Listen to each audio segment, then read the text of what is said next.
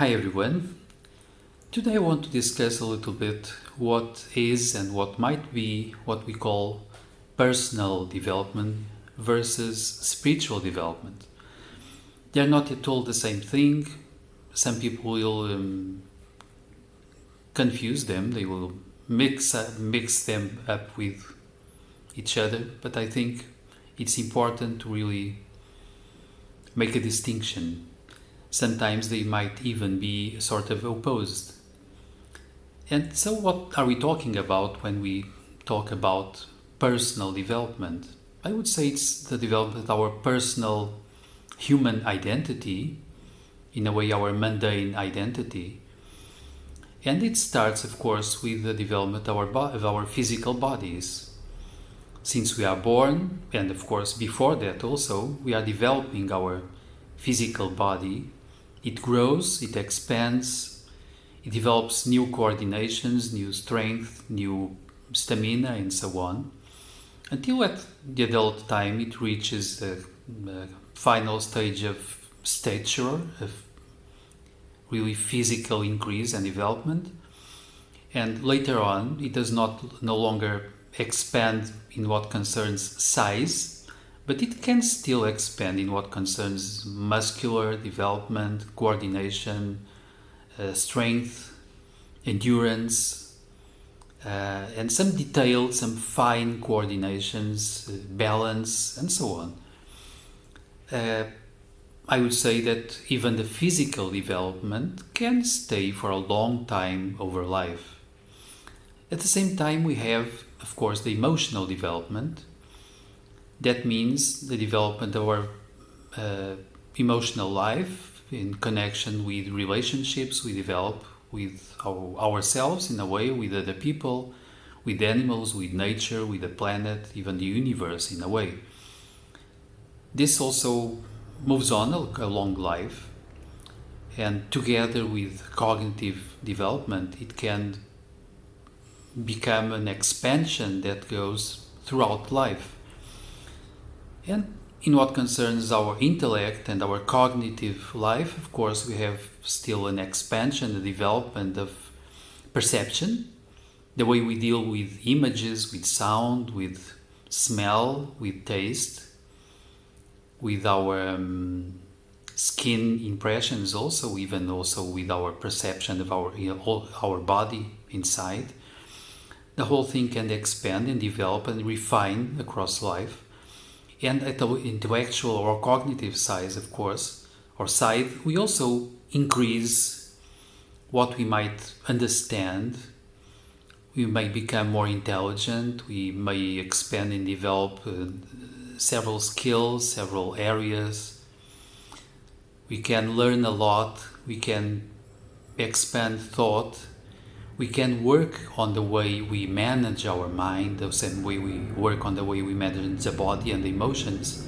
And all of this belongs in the area of the development of our identity, our personal self. And this can be extremely important. This can bring us to an increase in our happiness, in our well-being. It's the pace as we are developing our best capacities as human beings. But there is the other side of spiritual development that can coincide to some extent, but it's quite different, because with spiritual development we mean usually that we are going beyond our personal self, our mundane identity, our usual perceptions, to something else. And we may start getting glimpses that there is something else, there is another deeper reality, belonging mostly in the kingdom of our own deep consciousness and pure life, that thing that allows us to really exist.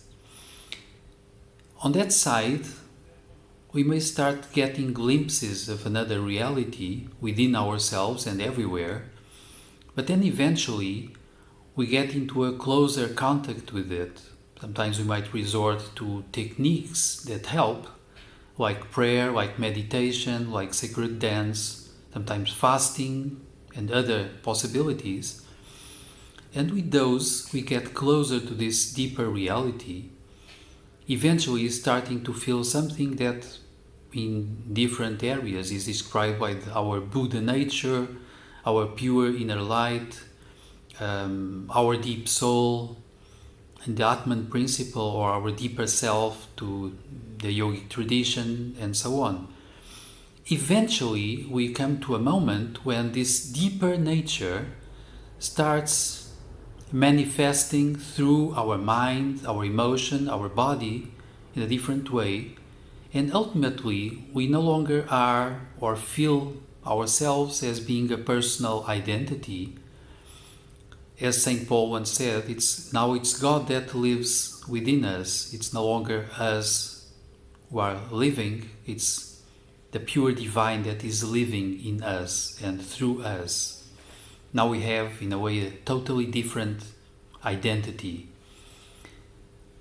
That means also that we are no longer doing what I might consider in a way like a sin of infancy of spirituality, when we still identified with ourselves as personal selves, with our own desires, with our own failures.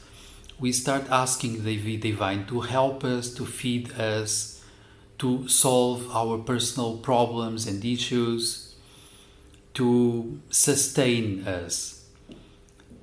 And this is not at all what we find described and said from masters of wisdom and saints from several traditions. They don't see things this way. They think and they feel they must be at the service of humanity, of God, of the divine, of pure light, whatever we call it.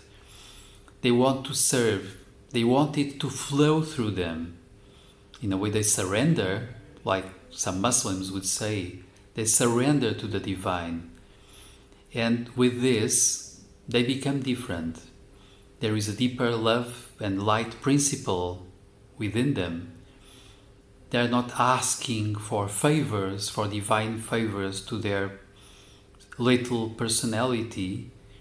They become part of a larger thing that they serve, they attune to, and with this they get into a totally different state.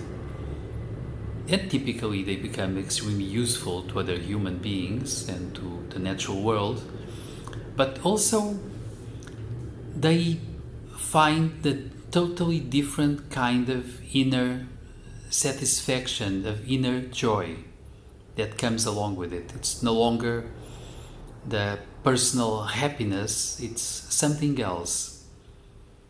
And it can be, in a way, of course, a lot better.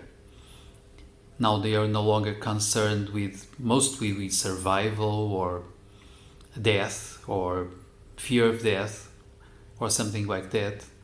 They are probably in direct wisdom and direct connection with eternity.